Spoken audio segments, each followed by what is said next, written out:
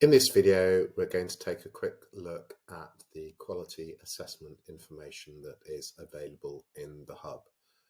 So not all data collections have QA information associated with them, but you can find out which do from the homepage of the catalogue, where if you look at the top right, there's a quality assessment drop down in the filters, and there are two options: available QA and unavailable QA. And if you select available QA, you'll see a list of the collections or filter of the collections that have got QA data associated with them.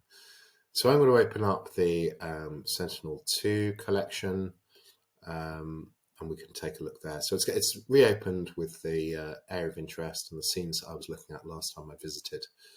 And to access the QA information, I go to the collection level metadata, which is available from this I button at the top right. We've recorded a separate video all about metadata, so we'll just focus on the quality assurance information here. And we jump over, there are two tabs in this menu UI. There's a document QA and a product validation. So the document QA gives you an assessment, a quality assurance report of the documentation that is available to accompany this collection. So this document QA and the product validation have both been provided by NPL, that's the National Physics Laboratory, based on the work that they've done analysing the different collections for which QA information is available. So this gives us an assessment using a standard developed by ESA that tells us how good the documentation is for this particular collection, ranging from ideal all the way down to basic or not accessible or not accessed. So you can see here that for this particular collection, the majority of the documentation is ideal. Some of it is excellent, and there's some that is not assessed. The retrieval algorithm isn't assessed. At the bottom of the page, you'll see all the various hyperlinks to the documents that these assessments refer to. So if you want to know more about geometric processing, for example, we know that the document is ideal for that, and there's a link to that document down at the bottom.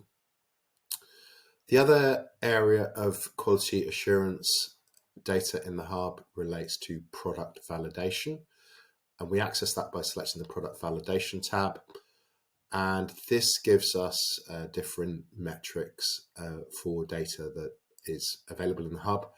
At the moment, the QA data for product validation is specifically related to radiometric uncertainty, but other QA data is likely to be available in the future.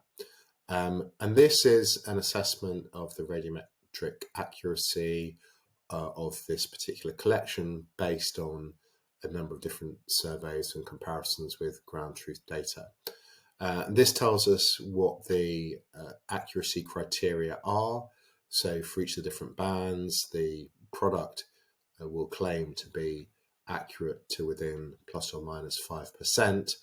And you can see in the time period that we're looking at here, so between the 1st of December 2022 and the 31st of December 2022, which I think is the most recent data we've got available on this collection, the collection passed the assessment of, i.e. it is compliant with all of those different metrics.